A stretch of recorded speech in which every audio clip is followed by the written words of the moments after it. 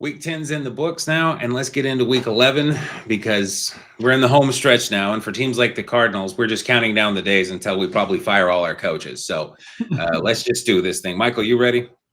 I'm ready. Let's go. All right, fantastic. This is Where the Game. I'm Luke, and that's Michael. And today we're going to do the picks. We're going to go through all the games for the week 11 slate and just kind of keep having some fun with this as long as, our teams are terrible, but we're going to keep having fun. Yeah. So we're not really keeping score, but we're using the NFL Pick'em site, which is this site right here. And let's get things started with the Thursday night game, the very close, obviously, matchup of the Jets and the Patriots. Now, to me, this feels like a trap game. You're just coming off this huge win for the Patriots, coming off playing the Bucs, and this feels like you might be at risk of exhaling and just dropping this one. What do you think? No, I agree with you. It's that divisional game that shouldn't matter. Like, this should be an easy run over them, just like it shows here. You're at home. Like, all of the things are in your favor. I'm scared to use the words momentum for the Jets, but they've won 2 straight against not good teams. Not good teams in the opposites, right? They beat the Bengals, who have a good offense and no defense, and then they beat the Browns, which have no offense and only defense. So it's kind of interesting versus the Patriots, who are a balanced team that beat really good teams. This should be the Patriots, hands down. I think it's like, what's the path ahead for the Jets in this? I think like unexplained turnovers would be the kind of thing they would need for this to go the wrong way, or Patriots overlooking them. But no, this should be the Patriots. What do you think? Yeah, it's the same. The big reason why the Jets won over the Browns was they had like a kickoff return for a touchdown and a punt return for a touchdown. And even they, with a pretty good special teams unit, clearly, they're just not going to do that every week. The Patriots are very well-rounded. Like, it's just a very balanced team, and I just don't see them finding a weakness in their armor. I think the Patriots could win this game, maybe scoring 17 even. So, yeah, as much as this could be a trap game, they should be balanced enough that they don't all fall apart on the same day. So, should be Patriots all the way. But the division stuff is always kind of weird.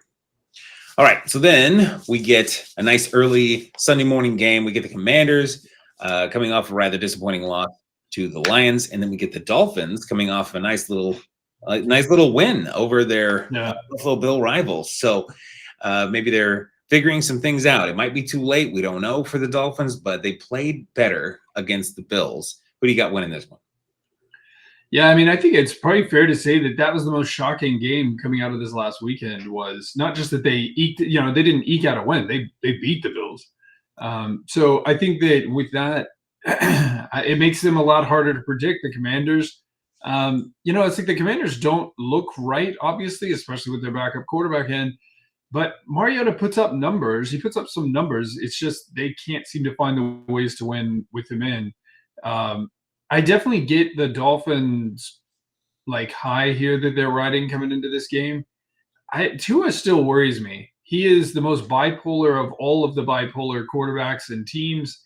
And you get really good Tua one game. He really wasn't amazing in the game against the Bills, which says how badly the Bills actually played. I think he had 2 touchdowns and 2 interceptions. I think this is a much more 50-50 game, in my opinion. The only thing that I would say is going to make me lean towards the Dolphins is just that the Commanders find ways to lose whenever Mariota's in. It doesn't seem to even matter how many points he puts up. They just find ways to lose those games. Yeah. So I'll take the Dolphins here, but I'm reluctant to. I'm really almost think the Commanders will pull this one out. It just depends on which Tua we get. So, but I'll take the Dolphins as a close margin here. What do you think? You going to go the Commanders on this one? No, not on that. They've got too many injuries. They're kind of like San Francisco in this. Their leading receiver for their last game was Treylon Burks. Treylon Burks. And guess what? He's out now. So they have just injuries on injuries on injuries, and they just can't seem to stay healthy. So the Dolphins did one thing that I think is really smart. They've done more than one thing that was smart, but they did one thing this year, really. I think that's really smart is that they are really relying on Devon Achane. And he's having kind of a Jonathan Taylor minus kind of a year. We've known his name. We've known he's good, but they're really pushing him, really relying on him this year, and he's carrying that team to whatever success or failure they have. I'm not putting it all failure on him, but I mean, like, he's been a huge part of their offense. So keep doing that. They should have a solid chance of winning this game. I think that'll be really good. So, all right, now getting into the normal early slate of games at 1 o'clock, we got the Panthers going to play the Falcons. The Panthers coming off of their most disappointing, I'm guessing, loss of the season to the Saints, the lowly Saints with Tyler Shuck, and a weird, there were several games that had really low scores this week, and 7-17, oddly enough, wasn't the lowest, but it was one of them. Yeah. So that was rough. And on the other side of this, the Falcons played a close game, went to overtime with the Colts, the juggernaut Colts.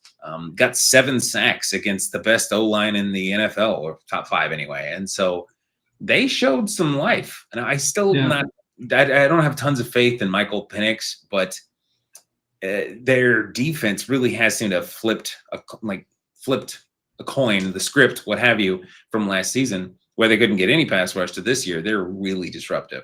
It feels like the Panthers are reeling. Who do you got winning this one? Yeah, I think that's the key that you just mentioned is it's the defense. I think that the thing that the Saints did is they really just took away Rico Dowdle, which is saying something the way he's been playing. That has not been easy to do. But they just kind of, he ran 18 times that game for 50 yards. Yeah. So it's not like they didn't use him. They just forced them to beat, for Carolina to beat them in the air, and they couldn't, which is not a great sign for Bryce Young. He really is going to need to kind of step up. I think in this game, again, everything on the Falcons is also bipolar, and you just don't know from week to week what you're going to get. There's no consistency here. So they play a fantastic game against Indiana. I'm still scared for them coming in to play the Panthers. The Panthers are not a bad team. They just similarly struggle for consistency. If I were the Falcons, I would try to take away the run. You never know how that's going to work, but I would try to take away the run and once again force Bryce Young to beat you.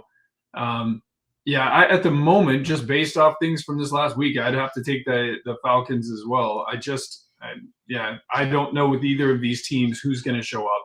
So these are two of the real wild cards to me. Yeah, should be a good game. I think it should be a decent game. Yeah, no, it should. In division games and all that, like it's got a lot of possibilities here. And that actually kind of plays into the next game, because if the Panthers can win this one, get back in the win category, I believe, or like closer to it, they can start to potentially challenge one of the teams in the next matchup, being the Buccaneers and the Bills. So the Buccaneers coming off that disappointing loss, although it's a loss to a really good Patriots team. I'm sure they were obviously hoping to win it. And then the Bills, they're kind of inexplicable loss to the Dolphins. If the Bucs lose another one, they're going to be kind of flirting with the rest of their division just a little bit. So they haven't got that much separation. The Bills need to not do too much, or they need to not lose too much, or the Patriots are just going to run away with their division. This is probably one of the Bills' remaining really tough games of the year against a good, like a proven good team. So heavily favored here, of course. Who do you have winning this one? I'm really looking forward to this game because I think this is a really great matchup.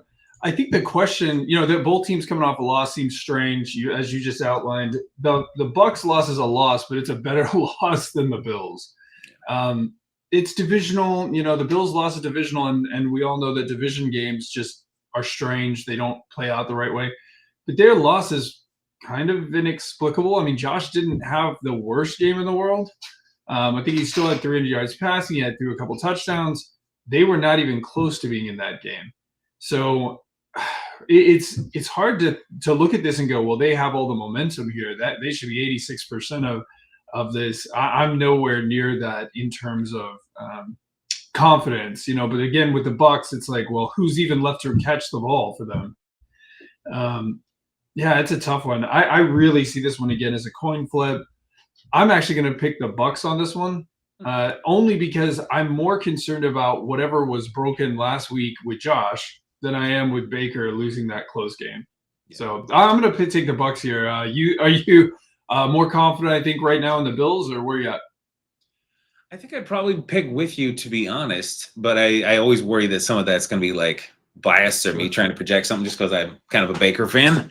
But It should be. It felt like, again, them losing to a good team is more impressive than the Bills losing to, the Dolphins. So there have been a couple of times this year when we saw the Bills lose a weird game and thought, there's something not quite right with that team. Like, it's not as dominant as they ought to be. Yeah. And so, the Buccaneers, we know what their problem is. They're missing a whole bunch of players. They're missing, Mike Evans. They're missing Chris Godwin, and they're still producing pretty darn well. So I think this should be a bounce back game for them. Keep that separation from the rest of their division. And the Bills may be reeling a little bit. Now, they're not going to be down in the dumps playing with the Jets and the Dolphins or anything, but they'll have an easier schedule after this. So they'll get a bunch more wins, but this one may just not be their week. So I wouldn't completely disagree with you. I don't know that I disagree with you at all. All right. Next, we've got the Chargers and the Jaguars. Pardon me. Jags coming off of that really kind of embarrassing loss to the Texans. Got to be a lot of disappointment there. Chargers have been playing well. It really took it to the Steelers, who gave Aaron Rodgers his worst game of the season. It's probably the worst game Aaron's played in a minute, actually. But, I don't really have a great lead into this game, to be completely honest. I'm just curious what you think about it.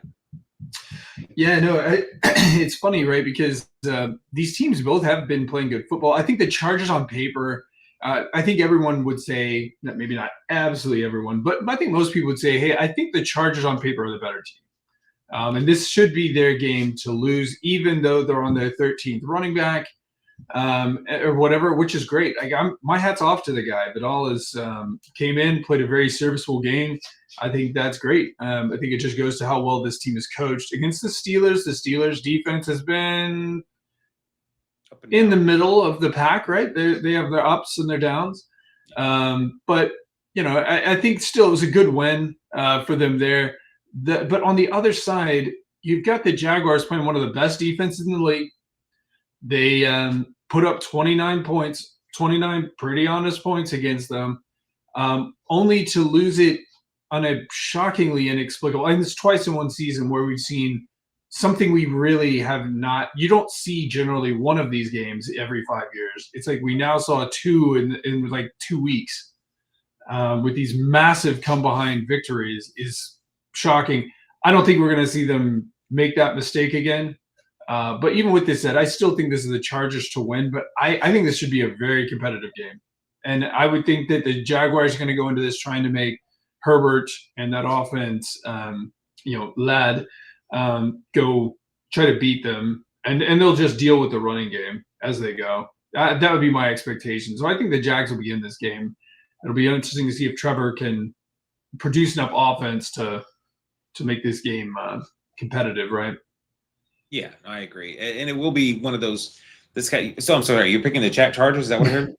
Yeah, I'll take the Chargers. I hate to, but I'll take the Chargers. Yeah, I guess it kind of defaults to them a little bit. But yeah, with the Jags announced this week that Travis Hunter is going to be done for the season, had surgery on his leg. And, the Chargers have a ton of injuries that have been well documented. So, yeah, the Jags have a little bit more to prove. They started out kind of hot, and then they have really simmered down.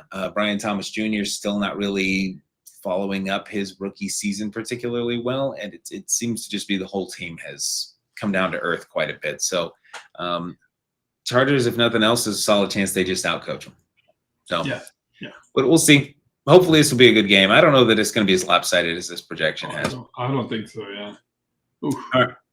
Next, we got the Bears going to play the Vikings. Nice little division matchup here. Bears coming off a nice comeback win. Granted, I think it was over the Giants. But, showed that they can come back in the fourth quarter and just clutch it out. So good for them. Vikings, I think they're coming off their bye, right? No, they're not. Coming off the Ravens, yeah. Yeah, I think they're coming off that Ravens game. And they, they showed some fight against the Ravens, as memory serves, but they didn't put up a lot of points.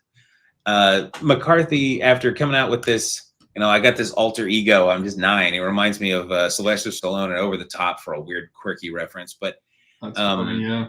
Yeah, turning his hat around backwards, but it didn't seem to work out quite so well here. And they let him throw the ball out. I believe he had 40-something attempts, which is uncommon for that quarterback to throw it more than 20, 30 times. So you're getting up to 40. That's a little unusual. I believe he might have also been their lead rusher, which is particularly odd. But we'll see. They've gotten more probably impressive wins this season, I feel like, than the Bears, but the Bears have the more impressive season. So who do you got winning this one? This is one of those division games that could go any which way, right? I don't trust McCarthy. I don't care how many pass attempts you give him or whatever. I just feel like he has not really proven yet. Like, hey, I've got this. I can go in consistent. It's really just consistency, right? He's just not shown much in the way of consistency. On the other side of that, I think that Caleb is the definition of inconsistent. Like, there's moments where you're like, oh my gosh, he might be one of the best quarterbacks in the league. And then the next minute you're like, well, that was the most boneheaded thing I've seen since Justin Fields. So it's hard to go back and forth and figure out what in the world is going on there. And that's outside of the fact that it's in a division that plays itself very hard. The Vikings defense is pretty stellar. I really enjoy watching them. I think they could be the difference maker alone in this game. I'll be very interested to see the results of this one. But I'm probably taking the Vikings. Again, it's funny. I'm never taking the Vikings for their offense. I may take them because I think their defense is the thing that's coming around. I do like the idea that they're in Minnesota. It appears that they're saying, let's give the ball to McCarthy and just kind of like, let's loosen the reins, let him go do whatever he can do. I don't think they're happy about the running. But, let's really let him go wild out there and see what he can do. That would be – and I think that hopefully will produce good things. But as we've seen before, it can produce games like last week where he throws 2 interceptions. So we'll see how that goes. But I'm going to take the Vikings here. I know you're a little higher on the Bears often than I am. Where are you at on this one? They've got some clutch, as we mentioned about this last week. They found themselves down in the fourth quarter, and they came back and they did what they had to do. Maybe they shouldn't have been down in the first place, but crazy things happen. So I can appreciate that about them. I do like some of Caleb Williams' development. Ben Johnson and he seem to have adapted more and more through the season to get better. So I do like a lot of what they're doing. But for some reason in my head, the Vikings defense seems like it's built very well to counter them. I'd have to look back. I don't have memorized how they did if they've played the first time this season already. But this game, where both teams are right now, I think I'd be tempted to pick the Vikings as well, especially in Minnesota. Although, climate-wise, they're probably very similar. So I think this could be a close game, but I'd take the Vikings, something like a 23-20 kind of thing. So, but yeah, it could be good. Could be good. Then, we've got the Packers going to play the Giants, both coming off of, excuse me again, I'm dying. Both coming off of kind of disappointing losses. Packers, that weird 10-7 loss to the Eagles, where just no one seemed to be able to score. And there's that big debate about, was this a lot of good defense or was this bad offense or maybe a bit of both? And we're not really sure. And then the Giants, again, getting upset by the aforementioned Bears. And they're also, it sounds like they're going to be starting Jameis Winston this week. And they've got a new interim head coach. So if you're looking for a team that's going to be a bit unpredictable this week, you've come to the right place. The Packers have got to right that ship. They can't be falling a lot because they're already behind the Bears and the Lions, I believe, and they need to not fall any farther, or they're going to be flirting with the Vikings. So they've got to right the ship here. The Giants, they're kind of coming into this game, it feels like, with nothing to lose. So I'm curious to see this game. It could be way more entertaining than this spread or this projection would imply. Who do you have winning here? Well, going back to what you just said about the Giants, I feel like it's less that they have nothing left to lose and they're just coming into this game with nothing, right? They don't, here we are on a third quarterback, and Jameis is a known. Like, he's a guy who's led the league in passing, I believe, or right up there before, and all that sort of stuff. He has some great games in his, on his resume. But it's like, who is he even throwing to? There's a lot of problems and injuries on this team. With that being said, they have proven time and again that they're a dangerous team. They're going to put themselves in this game somehow. They're definitely dangerous on defense in unexpected moments. And then on the other side of the ball, you have the Packers, who at the beginning of the season, I think in week 3, we were thinking, wow, this team could be like a legitimate Super Bowl favorite. You would hope a team like that would become more consistent and more balanced as the season goes on. I really feel like they've done the opposite. They get less consistent as the season goes on. To be fair, the Eagles are a really good team. And potentially they both played their worst offensive games this last week in a lot of different ways. I mean, the Packers didn't sack Jalen or any of that. So it's like, well, how did he not produce any offense? Some great questions. I expect this to be a little bit of a football game, but obviously the Packers should win this game. The Giants are so beat up. Outside of the other question marks on that team, they're so beat up. Yeah. If the Packers lose this game, I think we can reassess where they stand as far as like how good a team they really are. Yeah, I think if the Packers lose this game, you will have, assuming it ends the way I think it would end in that hypothetical, is it's a low scoring game. Then you could say that there's a formula to beating the Packers. So common theme in at least two of their losses was Cleveland Browns, amazing defense, great defensive front. Philadelphia, kind of copy and paste what I just said. Maybe not as good as like the Myles Garrett Cleveland Browns, but still. And then you've got the Giants, who have one of the sack leaders with Brian Burns, of course, and other studs on that defensive line again. So if they lose this game, and it's 13-17 or something like that, we could probably safely say there's a formula to beating the Packers. Now, most teams just don't have that. You've got the Seattles of the world, or maybe the Rams if they've got the right kind of defensive line, but there just aren't a whole lot of teams with dominant defensive lines, more than just like they've got one really good defensive lineman. No, they've got a whole fleet of them. So if they lose, I think that'd be why. But if they can protect Jordan Love and give him a little bit of time, they should rip him to shreds. And on the other side of the ball, the Packers don't exactly have slouches on defense either. So they should be able to hold the Giants, unpredictable as they may be, to not a lot of points. And then there's the possibility that we don't get good Jameis, that we get bad Jameis, and he throws 3 or 4 interceptions. They may walk out of here winning by 30. So there are 20 viable options if you were to tell me this might happen in this game. So we'll see. But this should be an oddly entertaining, lopsided game. So we shall see. All right, then we got Bengals going to Steelers. Bengals coming off their bye. Steelers coming off that disappointing loss to the Chargers. And again, as I mentioned earlier, Aaron Rodgers probably played his worst game as a Steeler. Bengals probably a little bit healthier than they were. I haven't seen the exact reports on who all might be coming back, and I don't think it's going to be game-changing. Joe Burrow did come out of, he's entered into his window to start practicing again, and quite a bit earlier than anticipated. So that's a real thing, but I have not heard anything suggested yet, or stating rather, yes, he's going to play in this game. So maybe we'll hear something at the end of the week. If he does, of course, this needle's going to move quite a bit, but let's just go with what we know now, or if you got a hunch, that's fine too.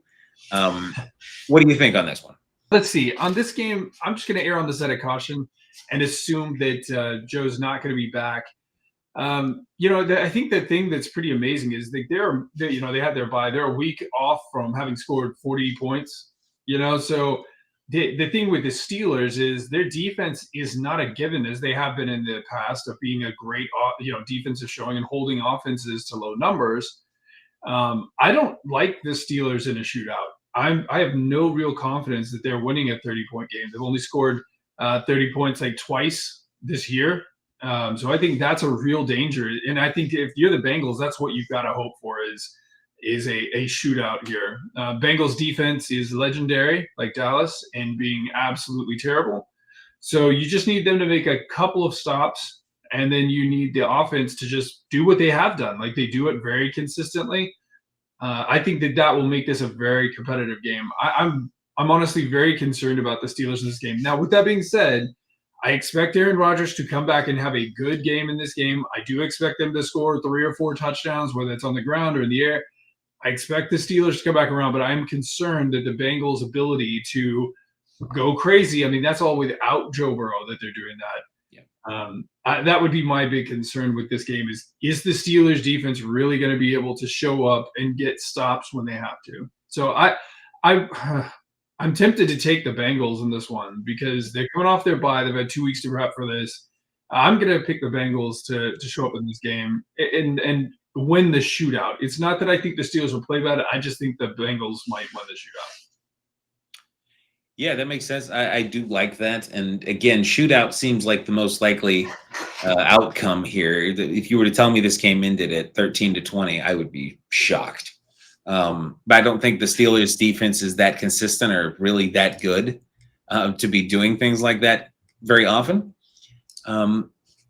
Maybe somehow they just get after who's back there. TJ Watt finally has one of his big games, and that happens. But it just doesn't. That hasn't been the pattern we've seen. So yeah, shootout. 25 points plus, to say the least, seems that's what we're about to get. And to your point, this could be a somewhat watered down get right game for Aaron Rodgers, where yeah, he gets a bunch of touchdowns, but everyone just says, yeah, but it was against the Bengals, and you're kind of right. So yeah, we'll see. Should be good though. Well, I mean, it'll be good because it's a division match, and shootouts are fun to watch when it's not you. Yeah. So then we've got the Texans going to play the Titans. Texans coming off that great comeback win. Davis Mills earning that paycheck. And then the Titans coming off their bye. I don't think there's any expectations at all for them right now. They've been plucky in some games. This doesn't feel like the game where they're going to be particularly problematic for the Texans, but I guess we'll see. Who do you got? You got an upset here? No. Houston won their, like, it was a blowout in the first one where they played 27-0, I think. Yeah. So, it's like, well, what is going, I mean, Houston they're a very roll the dice team, right? You have no idea what they're going to be. Defense generally plays solid, but it's just very questionable. The Titans are not questionable. They're going to score a little bit. They're going to be around, but they do not find ways to win. So yeah, I don't expect this to be much of a game. It would be good, I think, to see Cam in that offense produce some offense against a really good defense. Like, I think for them in that division, that'd be good to let's get a couple touchdowns on the board and all of that. I think would be really good progress for them. It's not going to make Titans fans feel great, but it is probably the progress you want to see, because this is a team you're going to be facing for years down the road, and Cam needs to adjust to that level of defensive capability in his development. So that's kind of what I would be looking for in this game. But no, I think this is the Texans all the way. Should be. Yeah, this would be a great game for him to come out and really prove himself against that defense. I mean, as much as it would look better for him to come out and somehow be a 6-3 team or something like that, this would be good. Anything would be great to get it. Their one win that they have this season, not be just the Cardinals. So yeah, we'll see, but it should be the Texans all the way. They're complete enough that this should not be a problem. Yeah. All right, so we're moving into the afternoon games, the middle set of games. We got the Niners and the Cardinals, second matchup of the year. First game, 16-15. Mac Jones played then as well. We're expecting him to play again. The Cardinals still had both Trey Benson and James Conner, for that game, and we're not going to have them here. And it's only come out in the last hour that apparently Marvin Harrison Jr. will be out, as he had surgery for appendicitis and is going to miss at least this week. So that's a stinking deal. He wasn't heavily featured in the first game, but there wasn't obviously at 16-15. There wasn't tons of offense, really meaningful offense by either team. So we'll see here. The Cardinals defense looks better than it did back then. The San Francisco 49ers have gotten used to the roster that they have a bit since then, I feel like, because all their injuries have hit just week after week. Who do you have winning this one? Well, here's a question for you, because I haven't looked it up today, and it seems like something you would know. What is the latest on Nolan? Walter Nolan, the last we heard was it was a minor thing. I don't believe he came back and finished that game, unless somehow I missed it. But it also happened somewhat later. It was in the second half. So last I heard, he should be good to go. We'll find out more through the week, but I have heard nothing negative suggesting, don't expect to have him. So we're optimistic that he'll play this week. And and the reason I asked that is because I do think he actually is a key person to play a role in this. It's your defense, obviously, especially with the Marvin Harrison information, that's going to have to be the thing to show up and hold the 49ers. The 49ers have only scored 30 points in one game all year.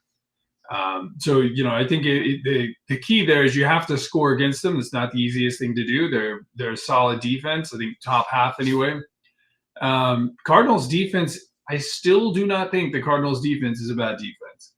I think they've just got to show up. I think they've got to get pressure on the quarterback, force some turnovers, and kind of stay in the game. I do think this is the 49ers game to lose. But I do think that this is probably going to be what I hope will be somewhat of a bitter rivalry. I also love how the West gets this whole 4 o'clock time slot every week just to themselves to vacation here. It's always pretty entertaining. Right. But yeah, no, I do think this is the 49ers game to lose. I still feel like there's a lot of questions from the offense on the Cardinals as well as to are they going to figure this out? And with your number one wide receiver out, does not seem like I mean, let's be honest. Everyone knows that on the Cardinals, your number one wide receiver is really your tight end. But how do they work that out? How do they function with that? Should be very interesting to see. But I think this should be a good football game. Better be a good football game. And we'll kind of go from there. But I think it's the Niners game to lose. Yeah, it should be. I will say one thing that goes in not in our credit, our whatever, but it should be interesting is there were only 2 sacks recorded in the first game. As low scoring as that was, we had 1 and they had 1. Yeah. Obviously, the first one, it was Kyler Murray, and his ability to get out of sacks is very different than the Jacoby Brissett ability. He just approaches that aspect of the game different because of skill sets. But they didn't get a lot of pressure, it didn't seem like, in the first game. We'll see how that translates into this game. But again, without Marvin Harrison Jr. and also without Zay Jones, of course, with his season-ending Achilles injury, you're looking at Michael Wilson as your wide receiver 1 and probably Greg Dortch as your 2. And so, yeah, if you've got Trey McBride in fantasy, just make sure to start him. He's going to have like 12 catches. So that should be interesting. Will it be enough to carry us to a win? That I have no idea. But yeah, Trey should be heavily featured in this game. The other 2 games in the 405 block, we've got the Seahawks going to play the Rams, and what's probably the game of the week. And there are several really good games this week, but this one looks to be truly amazing. We'll get some answers here. The Rams are slightly favored. I'd wager this is something like home field kind of favored. The Seahawks coming off their big win over the Cardinals is probably only slightly, a little less impressive than the Rams coming off of their very almost identically dominant win over the 49ers, who are just a better team than the Cardinals in almost every metric. So Rams are favored, but Seahawks certainly don't take them lightly. And this does not either. This is suggesting it's about as close to a 50-50 split as you see on this side. So what do you think? Who's going to win this game? Well, one of the things, of course, that I find very interesting is how similar the 2 games from last week were. The Seahawks beat the Cardinals 44-22. The Rams won 42-26 over the 49ers. I mean, they're very, very similar games. It's the way in which both teams won that I feel like is the differentiator of who is the stronger team right now. You pointed this out in our previous conversation, one of our videos, was that really the Seahawks absolutely ran over the Cardinals in the first half and then just kind of sat back in the second half and still scored points. I feel like I don't feel like at all that this is the Rams game. I think that this is the Seahawks game, and the Rams are going to have to play up to that. The Rams have had some great wins, some great games for sure. So the Seahawks, but the way that the Seahawks are playing right now, I do not. It's not an overly convincing win against the beat to death 49ers, right? So. Now they could change my mind this week. I've not been as high on the Rams as everyone else this year compared to what I feel like the Seahawks are. Again, this should, as you pointed out, this should be a really good game. I'm taking the Seahawks until proven otherwise. I think they're the better team. All right, that's fair. I think it makes perfect sense. I think if the Rams want a chance in this, they've got to get after Sam Darnold. They've got to get some pressure on him because if they've got some good guys back there. Jared Verse is top tier young defensive end. So like if anyone can, you would think he'd be the guy who could. So we'll see. This would be an odd game to be a shootout, but maybe just maybe. On the other side of things, if the Seahawks with their pass rush that just completely annihilated my Cardinals, if they can get after Matt Stafford, this could actually turn really ugly. So we'll see. I've been kind of looking forward to this game for a couple of weeks now as I've kind of seen it going this direction that these teams were looking really dominant. So I'm glad to finally see it. All right. Then we've got After a whole bunch of NFC West, now we've got an AFC North matchup. We've got the Ravens and the Browns. Ravens heavily favored. They've come into form since Lamar got back. Their defense is playing a bit better. I don't know that it's quite to the dominant that it was last year in the second half, latter portion of the season. The Browns are still the Browns. They had a pretty good game, I guess you could say, against the Jets, and only lost it because their special teams gave up 2 touchdowns. So the Browns have a shot here. I still feel like, if they can get after Lamar, they'll have a shot. But this feels about right. What do you think of this game? No, I agree. I agree. I mean, they've in their previous game, even with all the issues that they already have had and the uncertainty, the Ravens won that one handily. I don't think anything positive has happened for the Browns since then. So yeah, I mean, their defense always gives them a chance. They cause chaos up front. It's just they don't seem to have anything to hold things stable in the backfield. So you may hit the quarterback a dozen times, but he's still completing all those passes. I think that this is the Ravens to lose. Yeah, sadly, it should be. I say sadly. I'm kind of excited to see what the Ravens are doing, but I feel like I can commiserate just a little bit with Browns fans and franchises that are struggling. So I can't because the Browns have defense and the Cowboys do not. So yeah, but they have no offense. Yeah, I guess that's true. Oh, anyway. All right, moving on then. We've got another really should be a really fun one here. We got the Chiefs and the Broncos. Chiefs coming off their bye, Broncos coming off the weird game over the Raiders, but hey, they came out on top, so that's really what matters in the end. These divisional games can sometimes just be unpredictable like that. So without any further real ado on this one, who do you have in this one of the better games of the week? I've been looking forward to this game since probably like week 4. Because it's the measuring stick. It's like it's great to beat other divisions, it's great to beat other teams, but I feel like if the Chiefs won this game against the Broncos, they're kind of right back in it. They can kind of shift their mentality like, hey, we're okay. If the Broncos win this game against the Chiefs, I think that it's their division. I think it's their division to lose. I'm very excited about what the Broncos do, but they kind of eke things out a little too much for me. Like they have the legendary game this year of already having to come back, and everyone's like, oh, look at their ability to come back. But it's like, yeah, but it feels a lot like a fluke. So I'd like to see them play a little bit better, more consistently for an 8-2 team. They're going to need that against the Chiefs. But Sean Payton has really looked great as a coach, making adjustments, keeping his team's head on straight, all of that. This should just be a great matchup, I think, on every level, coaching on down. But I'm taking the Broncos in this game, and we'll see where that lays. But that's my expectation. The Broncos walk out with this. Chiefs obviously are playing better football week to week overall, but I don't think they're always getting the outcome that they're looking for, obviously. So, yeah, that's where I'm at on it. Where are you at? Yeah, I mean, I think that's probably right, and that's who I'd pick. I feel like about the Broncos, you could say something like, man, it's quite impressive, this whole fourth quarter stuff. They just seem to be really clutch. They're probably the second best team in the last 10 years at coming back in the fourth quarter and just doing whatever they got to do. That's really impressive. Only problem for this week might be who was the number 1 team in the last 10 years at fourth quarter shenanigans. That might very well be the Chiefs, and I feel like that might be what this comes down to. So maybe I'd pick the Chiefs here just to somehow come out on top in something weird and something that we're having to make excuses for the refs the next day for or not, something like that. So I'd probably pick the Chiefs here. I've just been stung too many times, and I think someone was talking about they don't lose 2 games in a row particularly often. I know they did kind of sort at the beginning of the season because coming off the Super Bowl that they lost and then first couple of games of the season, but it's really rare. I mean, that's why we were talking about it, is because it's insanely rare. So, but we'll see. Should be a good game. And then we get spoiled by yet another good game. Sunday Night Football, we've got the Lions going to play the Eagles.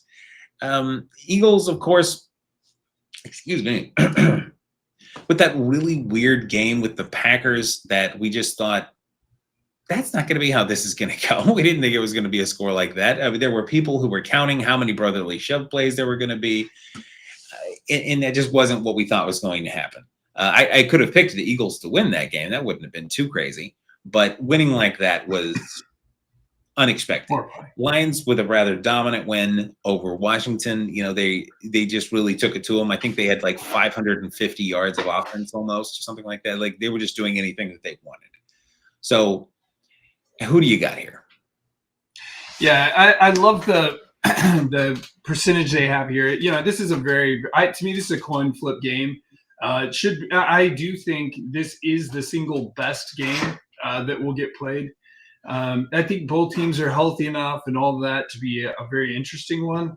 The Eagles have struggled in a lot of ways, but they've also played some good teams and beat a lot of good teams. Lions have played a couple of good teams and they've handled their business when they were there, but they've also kind of lost some games where it was like, wait, why is this even a game? So, the Lions are much more scary on offense, but the Eagles just find ways to win. So again, I feel like this is a coin flip. I'll even chalk it up to the fact that I'm a Dallas fan, and so I'm not picking the Eagles if I can help it, and say I'll take the Lions just for that. But that's how much this is going to come down, I would expect, to like one mistake, one problem, one bad coaching call on a third down. Like it could be anything that shifts the balance of this game. This should be absolutely a great game. I will be sad if it's a blowout either direction. Like I really am looking for a good game here. Yeah, that should be a great way to cap off the Sunday slate of games. This does feel like one of those games that could end on like they tied it, they're down by 7 in the end of regulation. They score a touchdown. They decide to go for 2, and that's what the game comes down to. Is kind of this game. I know Dan Campbell's got a history of trying things like that. We'll see how it goes this week. All right, wrapping up the week, we've got Monday night. We've got Dallas going to play the Raiders. Cowboys coming off their bye. I'm sure that they're healed up a little bit from their bumps and bruises and such, but I don't know that they've got the return. I'll be interested to hear what you say about that, of particularly major players coming off the bye. Raiders, of course, disappointing loss where they felt like they were hanging in there with the Broncos, and they did hang in with the Broncos, but they just could not score anything. Gino, it seemed like, was trying everything he had, injured his leg, and was still playing through it, and then they still lose. Who do you got winning this one?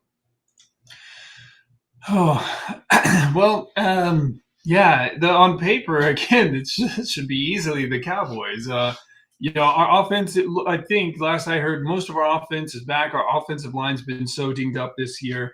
And I feel like we're kind of healthy-ish on offense. And that's like, well, cool, we should be scoring all these points. But the last 2 games we played, we really haven't been scoring. So I'm hoping we've resolved whatever issue it is we've been having on the scoring side. And the Raiders have yet to score. I don't think they've scored a 30-point game all year. So, I mean, I think as long as our offense gets back in this one, the much chronicled deficiencies of our defense shouldn't matter with the Raiders. I think the other thing that every Dallas Cowboy fan is very intrigued by is what exactly does the addition of Quinnen Williams equate to on that defense? Is he this massive difference maker that paired with Kenny Clark is going to destroy running games and impact, quarterbacks, free up Dante Fowler, Jadeveon Clowney, Azaraku, whoever to go and get the quarterback? I hope so, but I have no idea. I also don't think our secondary is quite healthy and yet. But again, hopefully the line can help alleviate some of the stress that they've been under. We've had an extra week to prep for this game. If we lose this one, there should be some significant questions there in Dallas. Yeah, I'd have to agree. It should be yours to, as they say, yours to lose. But it feels like a game you should be good against. If adding Quinnen Williams adds anything to your defensive line, which I felt like was kind of low key trending in a positive direction compared to the beginning of the year. Like it had gotten like a little bit better, and this is a substantial change that could make it a good bit better. I don't know that you're going to be competing for best defensive line in the league or anything, but I don't think it's going to amount to nothing. So we'll see. But yeah, this should be your game to lose. For the Raiders, expect a healthy dose of Brock Bowers. Yep. Outside of that, I mean, they're going to try to get Ashton Jeanty running, but the places you've improved at should be good at slowing down an Ashton Jeanty. Primarily when I see them run him, it's right up the gut. Now you've got Quinnen Williams and Kenny Clark. So yeah, this doesn't feel like a game that they're really built to beat you at. So Yeah. I would take the Cowboys. Yep. Oh, sorry. Another thing I was going to throw in there, didn't mean to interrupt, was for a guy like Brock Bowers and that type of tight end, we really have suffered against that type of player because the linebacker we have that kind of facilitates that role, DeMarvion Overshown, has been out. Yep. And he was activated from the reserve pup list Tuesday. We may actually see him play. Which would be really a big impact, should be a big impact because of the way that he plays. He is that flies all over the place, makes impact immediately kind of guy, or that's the expectation going in. So I think that also would be a factor for me if he's on the field, which is we're not sure yet, but we'll see. Well, that'd be fun to see. I'd love to see you guys at full strength at some point this season, or most of full strength. So anyways, all right, folks, that wraps us up. This is our Week 11 picks.